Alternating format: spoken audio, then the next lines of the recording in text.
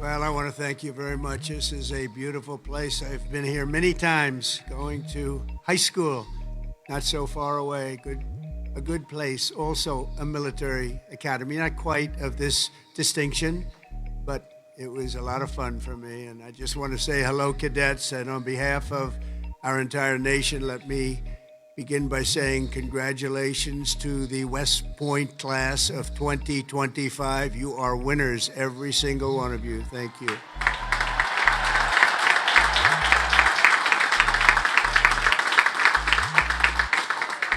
And now we want you to relax, and I'm supposed to say at ease, but you're already at ease. You're at ease because you made a great choice in what you're doing. Your choices in life have been really amazing. So this is a celebration, and let's have a little fun. I want to thank your highly respected superintendent, General Stephen Gillen, and he is really something. I got to know him backstage with his beautiful family, and his reputation, his wife is just incredible. His reputation is unbelievable, and thank you very much. And your daughter is a winner also, just like everybody out there, a real winner. Thank you. Thank you.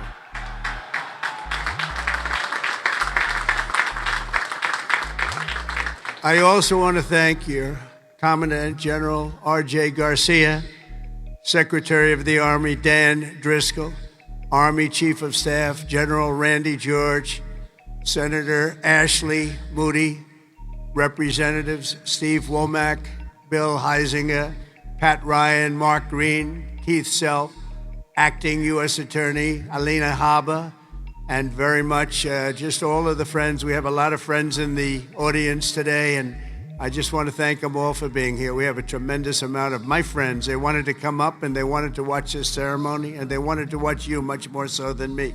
So I just want to thank so many people are here.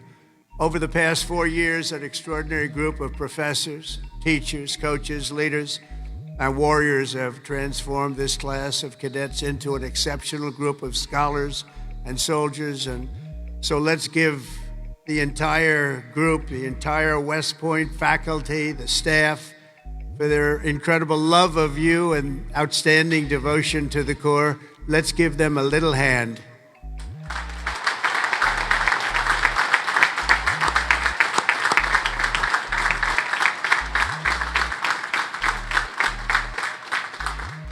And importantly, we can't forget all of those people beaming with pride. Look at them in the audience. Oh, they're so proud. They're in the stands. So thank your parents, your grandparents, and family members who made this all possible for you. Thank you.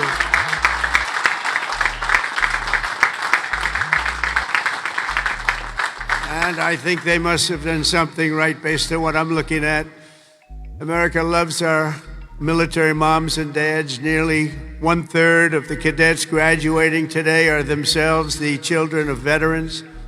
So to everyone with us this morning who served America in uniform, no matter your age, please stand so we can salute your service. We'd like to see who you are.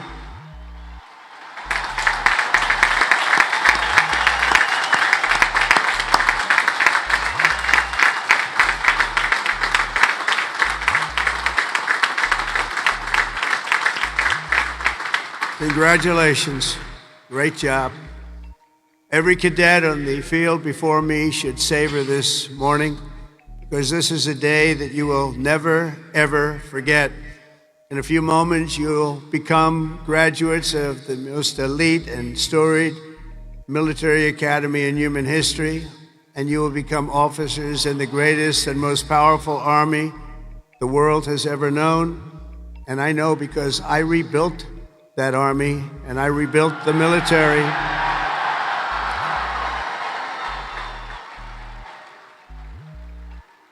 And we rebuilt it like nobody has ever rebuilt it before in my first term.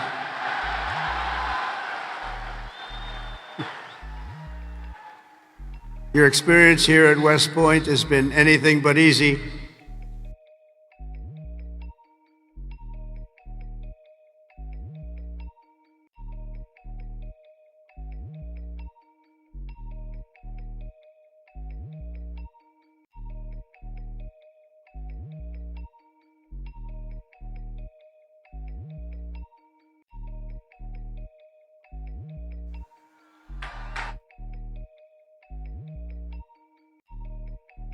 came for duty, you came to serve your country, and you came to show yourselves, your family, and the world that you are among the smartest, toughest, strongest, most lethal warriors ever to walk on this planet.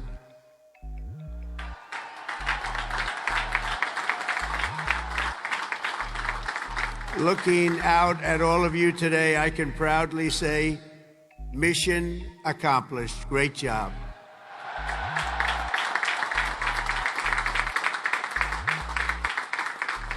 But now you have to go on. You have to forget that, because now you have another. It's a sad thing, isn't it? You know, you can't rest on your laurels no matter what. You just have to keep going. You take a little day off, and you go on to the rest, because you have to have victory after victory after victory, and that's what you're going to have as you receive your commissions as second lieutenants. Each of you continues down the same hallowed path, walked by titans and legends of U.S. military lore, giants like Ulysses S. Grant, John Blackjack Pershing, Dwight David Eisenhower, the one and only Douglas MacArthur, old blood and guts George Patton, and Norman Schwarzkopf. All great. So many more. They and countless other patriots before you have walked out of these halls and straight into history, and today you officially join those immortal heroes in a proud ranks of the long gray line. You know that term, so beautiful, the long gray line. Among the 1,000 cadets graduating today, 26 of you wear the prestigious star wreath signifying the highest level of academic achievement. Please stand up. 26. Let's see if somebody stands who shouldn't be standing.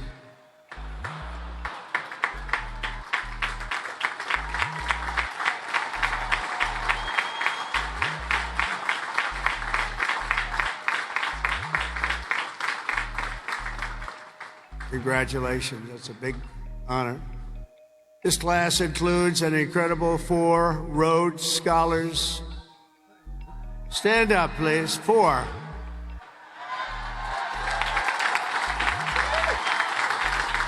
Wow. That's tied for the most of any West Point class since 1959. That's great. 4. Congratulations. Boy, oh boy, oh boy.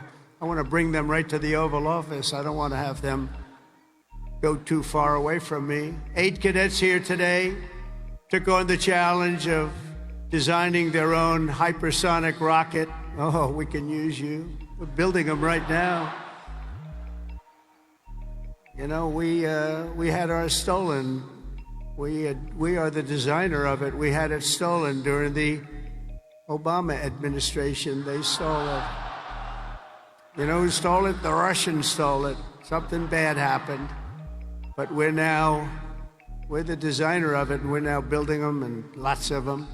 And earlier this year, they launched it into space, setting a world record for amateur rocketry. Can't get you in there fast enough. This class excelled not only mentally, but also physically. Last January, when more than 1,000 cadets volunteered for an 18.5-mile march on a freezing winter night, Cadet Chris Verdugo completed the task in 2 hours and 30 minutes flat, smashing the international record for the competition by 13 minutes. Where is he? Where is he? Come up here. Come up here, Chris. Get up here, Chris. Wow. Come here. That's by 13 minutes. Come here, Chris. I want to see this guy.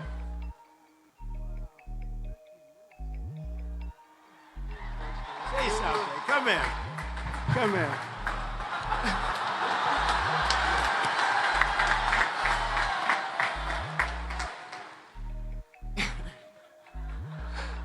It's been a long 5 years, but I couldn't have done it with any of these guys. Love you guys all. Thank you.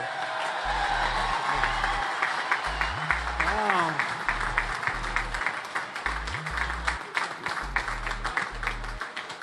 That's great. Keep it going, Chris. That really is a definition of Army strong, isn't it? International.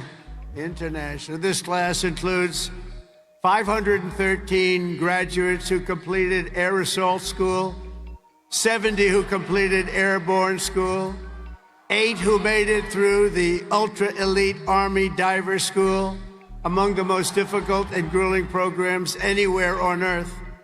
That includes the first 2 women in West Point history to complete diver school, Cadets Megan Cooper and Clara Sabu. Where are you? Stand up.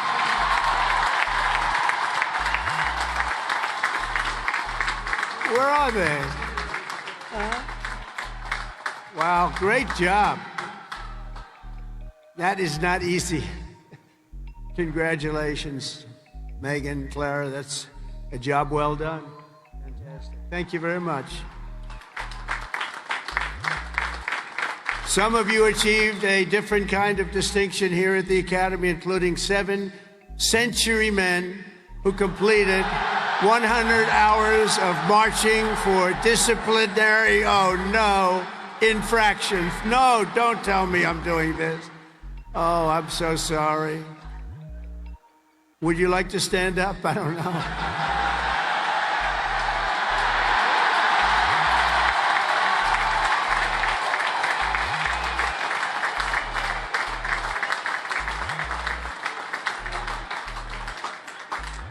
I think I saw Chris standing up. Chris, what's going on here? Well, you had one good, one not so good, right, Chris? Can't believe Chris is standing up. But we want everyone to leave here today, Chris, so you're going to be okay, because I'm going to do something with a clean slate. So in keeping with tradition, I hereby pardon all cadets on restriction for minor conduct offenses effective immediately. So you're all okay. You're all okay.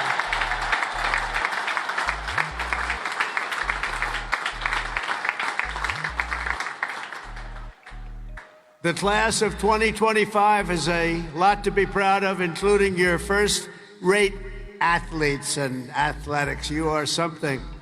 I've been watching, too. I love the sports stuff. What you've done is pretty amazing.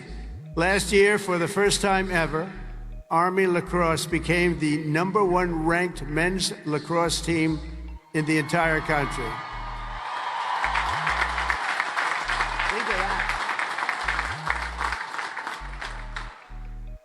Those of you on the team, stand. That's a big honor. Stand.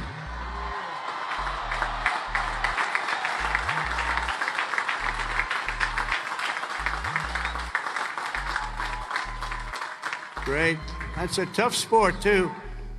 That's #1 in the country. Your sophomore year, Army football beat Navy 2017.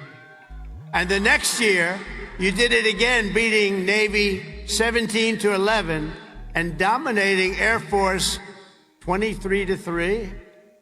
But this year, the Black Knights fought your way into the top 20 nationally and racked up your longest winning streak since 1949 with the help of graduating quarterback cadet Bryson Daly, or as you call him, Captain America. Captain America. Stand up, Bryson. Where's Bryson? We got to get him up here, right? Come on, Bryson. Man, oh, man. I heard he's well, I came to a game and I said, yeah, he can get into the NFL, can he? But he chose this life. And you know what? I think he made a good choice. Come on up here, Bryson. Come on up. Wow.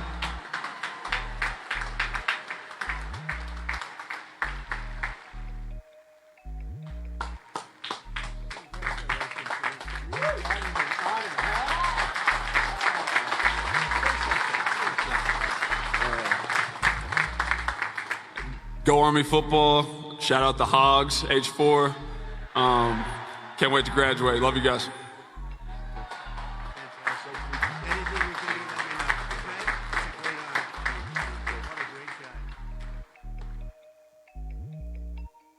I just tapped his shoulder. It's like I hit a piece of steel. Guy's in good shape. There's a reason, you know, there's always a reason for success. Thank you, Bryson. At a time when other top college quarterbacks were thinking about going pro, Bryson's mind was on something else. As he told an interviewer earlier this year, I'm focused on my career as an infantry officer. That's what he wants to do. So, Bryson, you did the right thing, and that's service at its finest. Thanks, Bryson. That's amazing. He's an amazing guy with an amazing team. Each of you on the field today is among the most talented members of your generation. You could have done anything you wanted. You could have gone anywhere. You could have gone to any school. This is one of the hardest schools to get into. And writing your own ticket to top jobs on Wall Street or Silicon Valley wouldn't be bad, but I think what you're doing is better.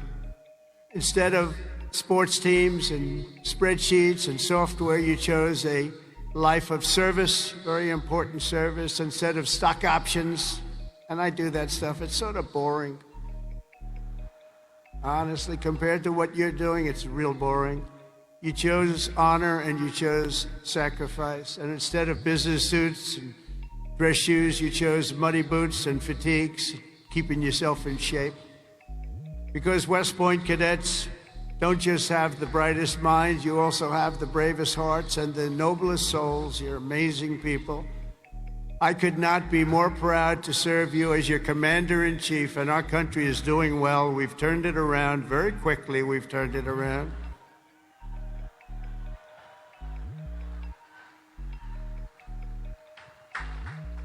I just got back from the Middle East, and I was at, as you know, Saudi Arabia, Qatar, UAE, and I will tell you, they said, all three leaders, great leaders of those three nations, they all said the same thing.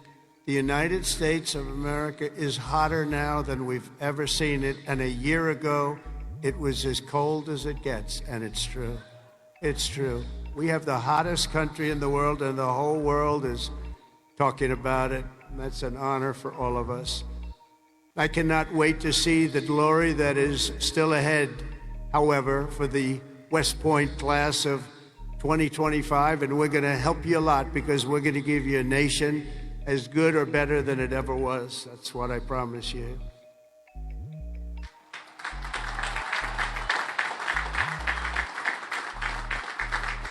All the victories that you've had together on these grounds will soon pale in comparison to the momentous deeds that you'll perform on the mission you're accepting today. And as a future leader of America's Army, and we have that Army geared up, we have ordered, you know, we just went $1 trillion military budget, General. Do you know that? $1 trillion.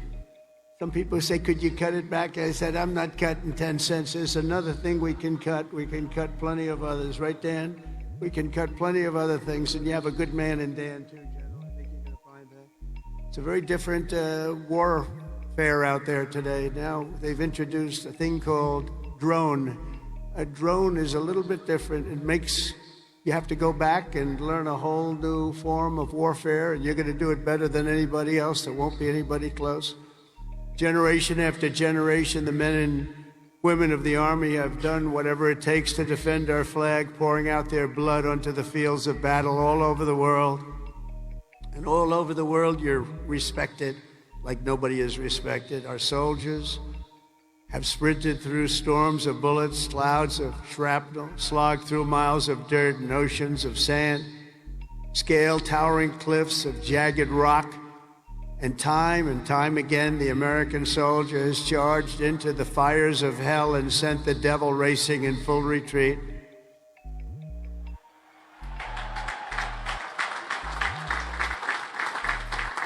No task has ever been too tough for America's Army. And now that 250-year legacy of glory and triumph belongs to you, the 1,000 newest officers of the greatest fighting force in the history of the world. And that's what you are, and that's what you're being thought of. Again, you are the first West Point graduates of the golden age of America. This is the golden age, I tell you. Promise. We're in a new age. This is the golden age. And you are going to lead the Army to summits of greatness that has never reached before. And you see that. You see what's happening. You see what's going on in the world. Each of you is entering the officer corps at a defining moment in the Army's history. For at least 2 decades, political leaders from both parties have dragged our military into missions it was never meant to be. It wasn't meant to be. People would say, why are we doing this? Why are we wasting our time, money, and souls in some case? They sent our warriors on nation-building crusades to nations that wanted nothing to do with us, led by leaders that didn't have a clue in distant lands, while abusing our soldiers with absurd ideological experiments here and at home. All of that's ended. You know that. All of it's ended. It's ended strongly ended. They're not even allowed to think about it anymore. They subjected the armed forces to all manner of social projects and political causes while leaving our borders undefended and depleting our arsenals to fight other countries' wars. We fought for other countries' borders, but we didn't fight for our own border, but now we do, like we have never fought before, by the way. But under the Trump administration, those days are over. We're getting rid of the distractions and we're focusing our military on its core mission, crushing America's adversaries, killing America's enemies, and defending our great American flag like it has never been defended before.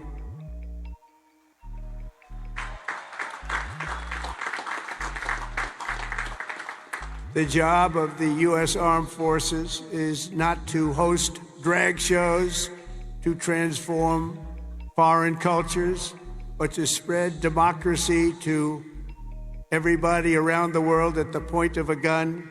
The military's job is to dominate any foe and annihilate any threat to America, anywhere, anytime, and any place.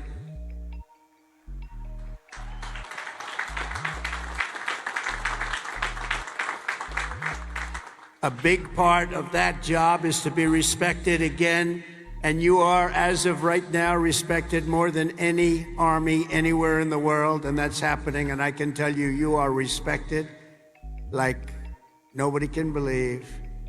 As president, I am laser focused on our core national interests. My preference will always be to make peace and to seek partnership, even with countries where our differences may be profound. As you know, we're working on a lot of things right now. When I left office 4 years ago, we had no wars, we had no problems. We had nothing but success. We had the most incredible economy, the greatest, single greatest economy for a president in history. I think we're going to beat it this time by a lot, if you want to know the truth. But we had something going on very special. But if the United States or its allies are ever threatened or attacked, the Army will obliterate our opponents with overwhelming strength and devastating force. That's why my administration has begun a colossal buildup of the United States Armed Forces, a buildup like we've never had before. Peace through strength. You know the term. I've used it a lot.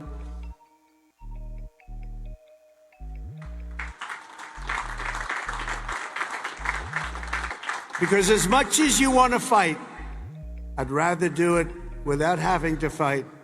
I just want to look at them and have them fold. And that's happening. That's happening.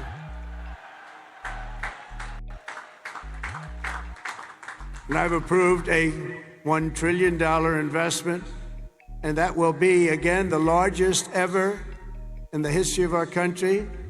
And we are buying you new airplanes, brand new, beautiful planes, redesigned planes, brand new planes, totally stealth planes. I hope they're stealth. I don't know. That whole stealth thing, I'm sort of wondering. You mean if we shape a wing this way, they don't see it, but the other way they see it? I'm not so sure. But that's what they tell me. We have the best tanks anywhere in the world. We're going to start shipbuilding again. We're going to start ship. We used to build a ship a day. Now we don't build them anymore. We had a lot of people that didn't know much about getting things built, but that's all I've done in my life is build. We're going to have the best missiles. We already do. Drones and much, much more. And earlier this week, I think you'll like this, I announced that we are officially building all in America, made in America, designed in America. We're the only ones that could do it because we're the only ones with the great technology. We're building the Golden Dome missile defense shield to protect our homeland and to protect West Point from attack. And it will be completed before I leave office.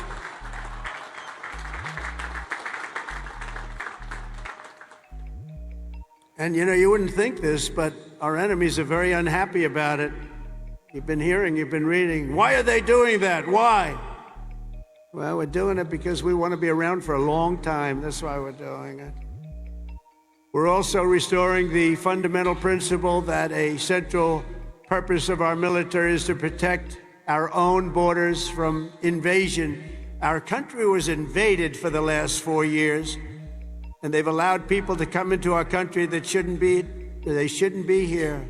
Criminals walk in, no vetting, no checking, no nothing. Where are they coming from? And they were taking people out of prisons. They were taking gang members. They were taking the mentally insane and allowing them to come in, and we're getting them out of our country. We have no choice. We're getting them out and bringing them back where they came from. Have no choice. And it's not easy. It's not easy. But hopefully the courts will allow us to continue. You know, we had the greatest election victory. This was November 5th, we won the popular vote by millions of votes. We won all 7 swing states. We won everything. We won 2,750 districts against 505, 2,750 against 505. We had a great mandate, and it gives us the right to do what we want to do to make our country great again, and that's what we're going to do. And on day one, I deployed our military to the southern border, and since that day, we've reduced the number of illegal border crossings where there used to be hundreds of thousands of people coming into our country a day. We had nobody come in the last week and a half. We were at 99.999%. 99.999, think of that. That was with the help of our military. We had one person come in. One. You know why? He got very sick. We brought him through to have him brought to a hospital. One person. And for that, please don't hold me responsible, but that's okay. They did the right thing. Gone are the days where defending every nation but our own was the primary thought. We are putting America first. We have to put America first. We have to rebuild and defend our nation. And very shortly, you're going to see a nation better than it's ever been. And you see that with the trade. For years, we've been ripped off by every nation in the world on trade. We've been ripped off at the NATO level. We've been ripped off like no country has ever been ripped off, but they don't rip us off anymore. They're not going to rip us off anymore. And you're seeing it. You have to watch what we're doing on trade. I know it's not your primary thing, but it's quite important in all fairness. But watch. You'll see what's going on. I've been reading about it over the last few days. We're making deals with other nations that were nobody thought it would be even possible. And the reason is very simple. They respect us again.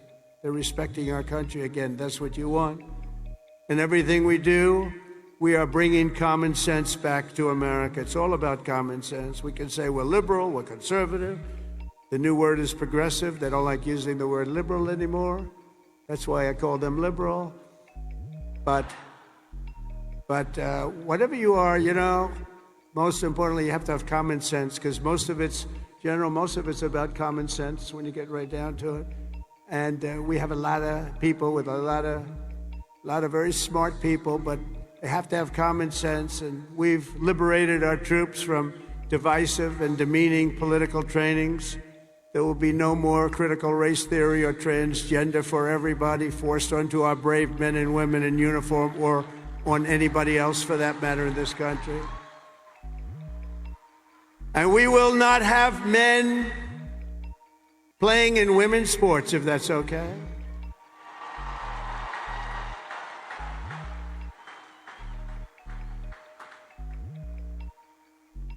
I mean, I wouldn't want to have to tackle, as an example, Bryson as a man. But I don't think a lot of women want to tackle him. I don't think so. How crazy is it? Men playing in women's sports, how crazy is it? So ridiculous, so demeaning to women. And it's over. That's over. We've ended it. And promotions and appointments will not be based on politics or identity. They'll be based on merit. We won that case in the Supreme Court of the United States. We're allowed to go back to a system of merit. We're a merit-based country again. Today, morale in the armed forces is soaring to the highest levels in many decades after years of recruiting shortfalls. We had years and years of recruiting shortfalls. And just last year was the worst of all, the last year of the Biden administration. We couldn't get anybody to join our military. We couldn't get anybody to join our police or firefighters. We couldn't get anybody to join anything. And right now, just less than a year later, we just set a brand new peacetime recruiting record. The most people joined, and we are brimming. In fact, be careful. There's somebody going to try and take your job. Be careful. You better be good. We are brimming with confidence, and we're brimming with people. We had the best recruiting month that we've had in memory. Nobody remembers anything like it. And that's all because they have spirit now. They have spirit. They have a spirit for our country. And now everybody wants to be doing what you're doing. Think of that. So it's really a great honor, I will say. And I'm pleased to report that by next week, the Army is expected to surpass its recruiting targets for the entire year, something that hasn't happened in 28 years where we've had that. So that's pretty good.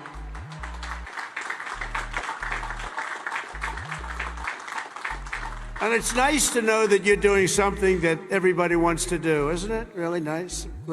I hated to hear that. During the campaign, I was hearing that you couldn't get people to enlist, but now we're getting people, and it's sad because we're telling so many people, I'm sorry, we can't do it. My administration is doing everything possible to forge the most powerful military ever built. But ultimately, the task of keeping America strong and safe in the years ahead is going to belong to you. Among you are the lieutenants, majors, colonels, and generals who lead the Army for the next 10, 20, 30, and even 40 years.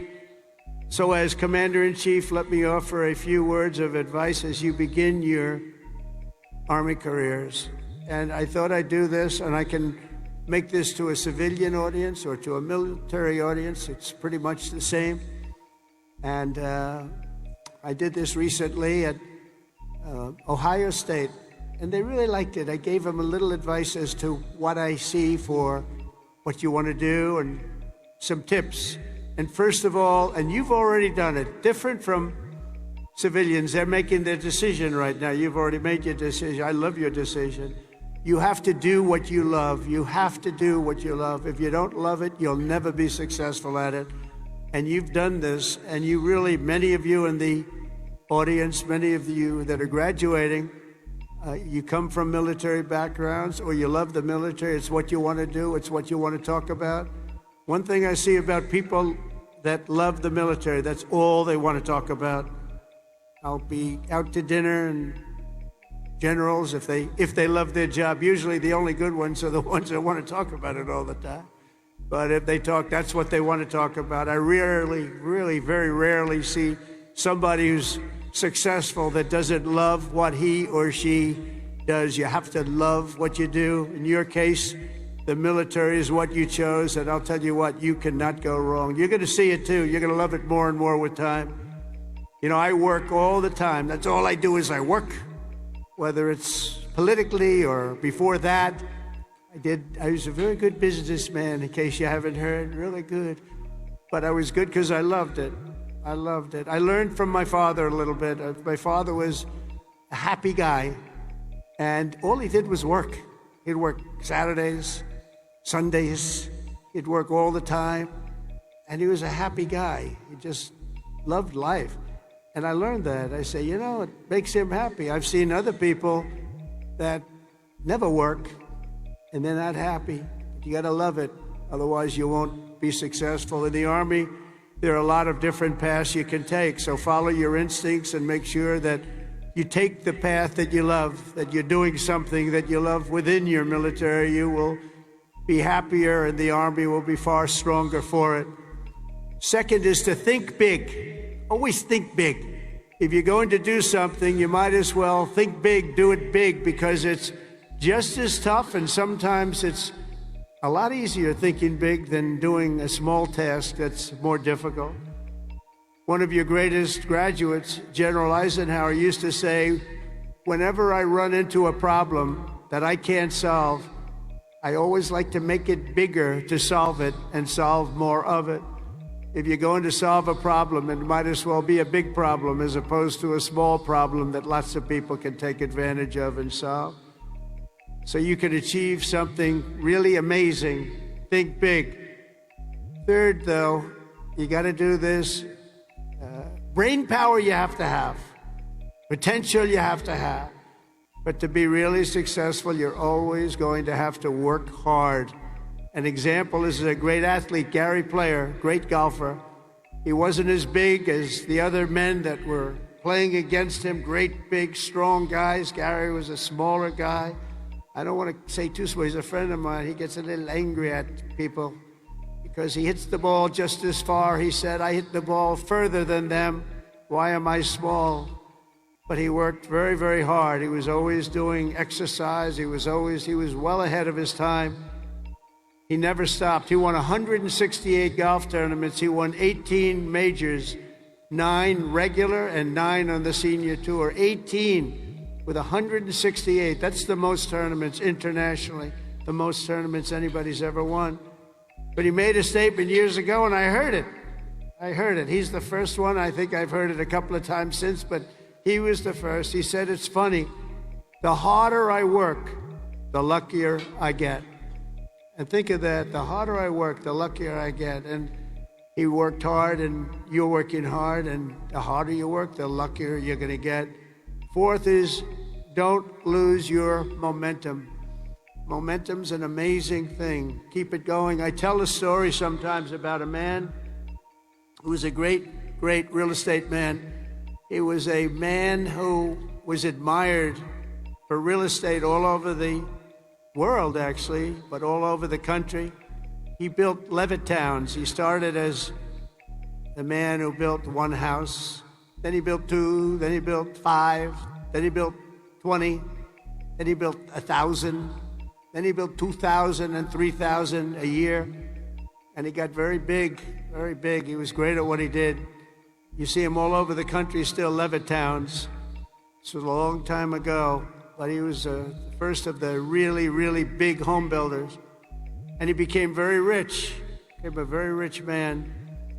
And then he decided to sell. He was offered a lot of money by a big conglomerate, Gulf and Western, big conglomerate. They didn't do real estate. They didn't know anything about it, but they saw the money he was making. They wanted to take it to a public company. And they gave him a lot of money, tremendous amount of money, more money than he ever thought he'd get. And he sold his company, and he had nothing to do. He ended up getting a divorce, found a new wife. Could you say a trophy wife? I guess we can say a trophy wife. It didn't work out too well, but that doesn't work out too well, I must tell you. A lot of trophy wives, doesn't work out. But it made him happy for a little while at least. But he found a new wife. He sold his little boat and he got a big yacht. He had one of the biggest yachts anywhere in the world. He moved for a time to Monte Carlo and he led the good life. And time went by and he got bored. And 15 years later, the company that he sold to called him And they said, the housing business is not for us. You have to understand, when Bill Levitt was hot, when he had momentum, he'd go to the job sites every night. He'd pick up every loose nail. He'd pick up every scrap of wood. If there was a bolt or a screw laying on the ground, he'd pick it up and he'd use it the next day in putting together a house. But now he was spoiled, and he was rich. He was really rich. And they called and they said, this isn't for us, this business. We do other things. Would you like to buy it back? We'll sell it back to you cheap. And they did. He bought it. He bought it. He thought he made a great deal, and he was all excited. But it was 15 years later. He lost a lot of momentum. Remember the word momentum. And he lost everything. It just didn't work. He lost everything. And I was sitting at a party on Fifth Avenue one night, a long time ago, and you had the biggest people in New York, the biggest people in the country, all in that party, and they were all saluting each other, how great they were. They were all telling each other, I'm greater than you. Gets to be really, gives you a headache sometimes. But they had all these people, they're telling their own stories about how fantastic, a cocktail party, and I looked over, and I was doing well. I was invited to the party, so I had to be doing well. I was very, very young, but I made a name in real estate, and I looked over, and at the party, sitting in a corner all by himself, nobody was talking to him, was Mr. Levitt. He had just gone bankrupt, lost everything. He had lost everything, his home, everything. And I went over and talked to him because he was in the real estate business, and I loved real estate, and I said, hello, Mr. Levitt, how are you? He said, hello, Donald, it's nice to meet you. He knew me from being in the business. I said, so how's it going? He goes, not well. It's really not going well, as you've probably read. It's been a very, very tough period for me, son. I said, so what happened? It's just anything you can do? He goes, no, there's not a thing I can do. He said, I'll never forget. He said, I've lost my momentum. I just didn't have it. I used to have it, but I lost my momentum. So it's a story I tell, and you have to know when you have the momentum, but sometimes you have to also know when you've lost the momentum. And leaving a field sometimes, leaving what you're doing sometimes is okay. But you gotta have momentum, but you have to know if that momentum's gone. You have to know when to say, it's time to get out. And it's a very sad story. I remember that story so well, like it was yesterday. Fifth, you have to have the courage to take risks and to do things differently. Eisenhower, again, was threatened with court-martials as a young officer for advocating a new doctrine of tank warfare. Billy Mitchell was thrown out of the Army for pioneering the use of air power. They said, what do you mean air power? Don't be ridiculous. People willing to try and do things differently. It's never going to be easy for them, but they're the ones that are going to really do the important things. They're the ones who are going to make history. So don't be ashamed and don't be afraid. This is a time of incredible change, and we do not need an officer corps of careerists and yes men and people that want to keep it going the way it's been, because it changes rapidly, especially what you're doing. Because believe it or not, you're in a business and profession where things change as rapidly like warfare, the type of warfare. Unfortunately, we're getting to see it with Russia and Ukraine, and we're studying it, and it's a very terrible thing to study, but we're seeing the different forms of warfare. We're seeing the drones that are coming down at angles and with speed and with precision. We've never seen anything like it. We've never seen anything like it, and we're learning from it. But your profession changes very rapidly. You've got to be at the top of it. You've got to be right at the head of the needle. We need patriots with guts and vision and backbone who take personal risks to ensure that America wins every single time. We want to win our battles. You know, I defeated ISIS in 3 weeks. They told me it would take 5 years. And the general that did it, you know that story, was named Raisin Cane. His name is Dan Cane, but his nickname was Raisin Cane. I said, your name is Raisin Cane. I love that. Is that a nickname? That's what they call me, sir. I love you, General. I think you're the guy I'm looking for. I want to know a guy named Raisin Kane, and he is now the head of the Joint Chiefs of Staff, and he's a highly respected man. And we defeated, think of it, ISIS. They said, how long in Washington? Sir, it will take 4 years to defeat them, maybe 5. And maybe we won't because they're all over the place. And then I met a man that said we can do it in 3 weeks, and he did it, 3 weeks. And that's why he's the head of the Joint Chiefs of Staff right now. And we did things that nobody thought were possible. We've had great military success. When you have the right leader and you have the right people, and we have the right people, you're going to have tremendous success. 6th, never lose your faith in America and the American people, because they're always going to be there for you. I went through a very tough time with some very radicalized, sick people. And I say I was investigated more than the great, late Alphonse Capone. Alphonse Capone was a monster. He was a very hardened criminal. I went through more investigations than Alphonse Capone, and now I'm talking to you as president. Can you believe this? Can you believe it? So you got to fight hard. You got to never give up, and don't let bad people take you down. You got to take them down. Got a lot of bad people out there, and those people, you have to figure it out. But you also have a lot of great people. Finally, hold on to your culture and your traditions, because that's what makes something really great, and that's what's made the Army great, the culture and the tradition. Whether we're talking about a battalion, a business, a sports team, or even a nation, history has shown that in many ways, culture is destiny. So do not let anyone destroy the culture of winning. You have to win. Winning is a beautiful thing. Losing, not for us. It's not for us. Not for anybody here. If it was, you wouldn't be here. From the earliest days of our nation, this supreme tradition of American military service has been passed down from soldier to soldier and generation to generation, and it's a beautiful thing to watch.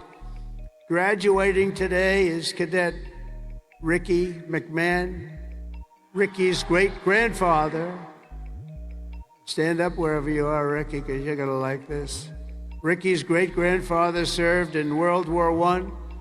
His grandfather served in World War II. And his uncle, father, and mother all graduated from West Point. Where is Ricky?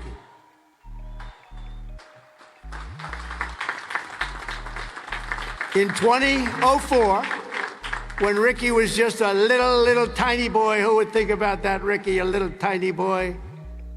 His dad, Lieutenant Colonel Michael McMahon, made the ultimate sacrifice for our nation in Afghanistan.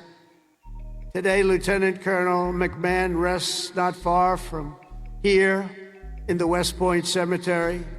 Last year, 2 decades after losing his father, Ricky placed a gold chip from his dad's 1985 class ring into a crucible. Along 87 other rings were with it, of past West Point grads that were melted down to forge those now worn by the class of 2025. Do you all know that? Do you know that? What you're wearing? I want one. Ricky, I want one. Each of you will carry Michael's memory with you always as you continue the legacy he gave you. It gave you something that would be so proud. He would be so proud. He is proud as he looks down. To Ricky and his mom, Jeanette, you embody what this place is all about. And I know Michael, he's up there. He's smiling broadly, so proud. He's so proud of you today. You know that. And he's a man that couldn't be, and he is a man that couldn't be more proud. And I want to I just love that story. And everybody's ring, they're going to remember you. They're going to remember your family. And most importantly, you're going to remember a great tradition. It's a great tradition of West Point and of winners. Thank you very much. It's great to meet you. Thank you. You can sit down. You want to come up? If you want to come up, come up. Come on up. Come on up here. That's nice. a handsome guy. They're all good looking here. I don't know what's going on. The whole crowd is beautiful. Thank you very much.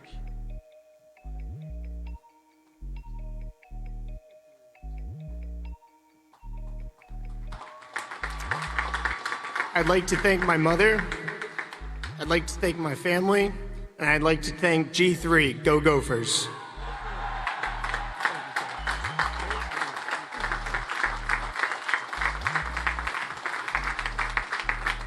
These are good-looking people, I'll tell you, General. What's going on over here? Look like all a bunch of male models. I can't stand it.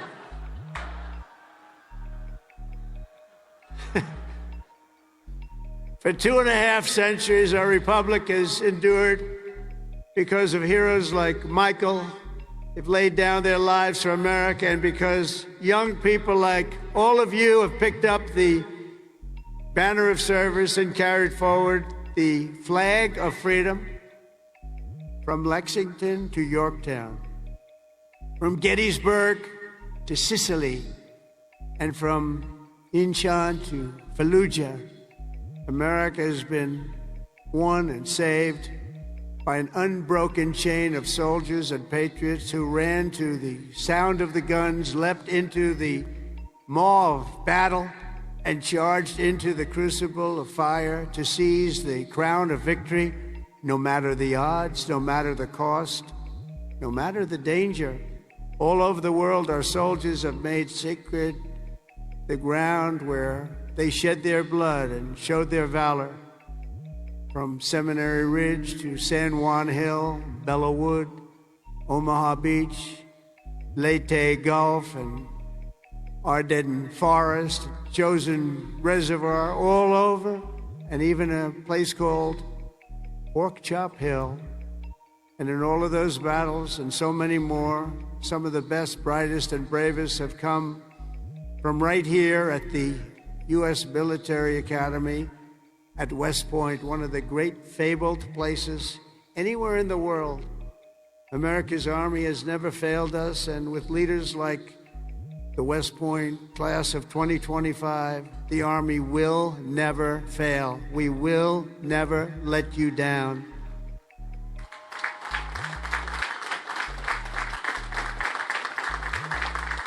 And over the last week, I had the honor of speaking to the heads of many countries, and they would say, 2 weeks ago, they say the 8th, they said, "Sir, we're celebrating the victory today of World War II."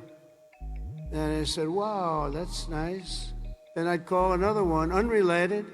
"Sir, we're celebrating the victory of World War II." Then I called up President of France on something also unrelated.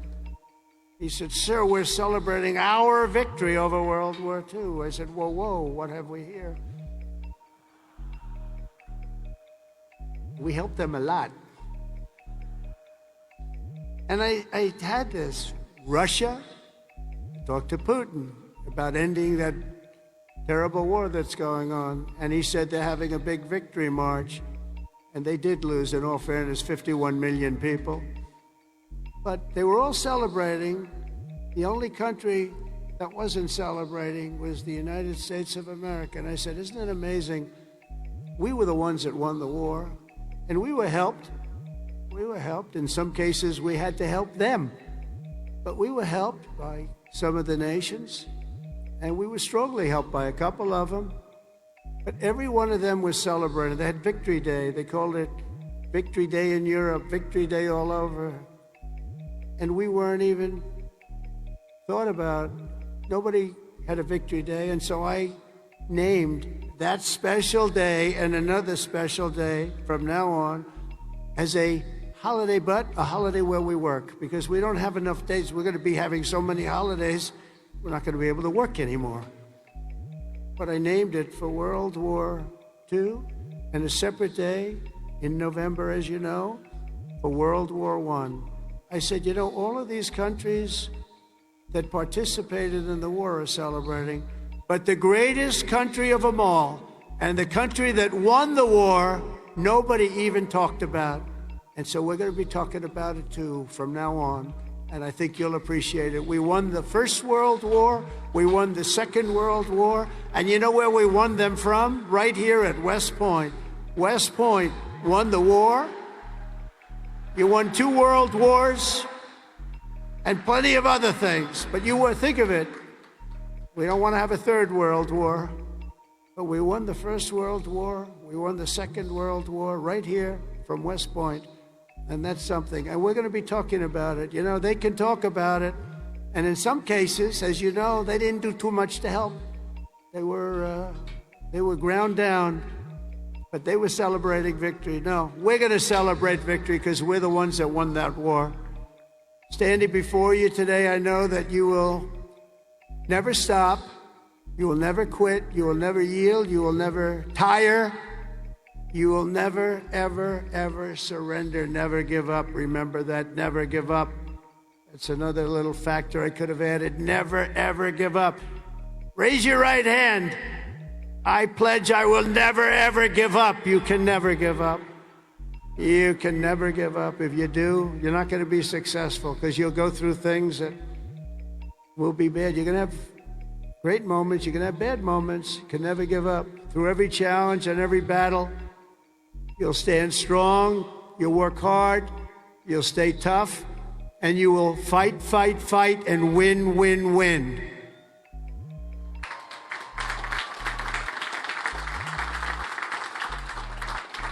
So I want to just congratulate you all. I'm going back now to deal with Russia, to deal with China. What's that all about? That's what it's... And to get you lots of victories. We're going to keep winning. This country is going to keep winning. And with you, the job is easy. I want to thank you all. Congratulations to the class of 2025. God bless you all. Incredible people. Thank you very much, everybody.